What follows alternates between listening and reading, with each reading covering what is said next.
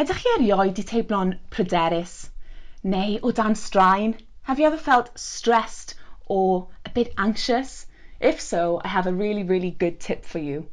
So, ewch o flaen drych a rowch eich breichiau o'ch gwmpas chi. Give yourself a big hug. A dwedwrth wrth eich hun, dwi'n gweld ti. I see you. And you're doing really well. Ti'n neud yn really dda. Achos yn ystod y diwrnod, ni'n gallu mynd trwy'r diwrnod a ni'n rhoi egni i pobl arall.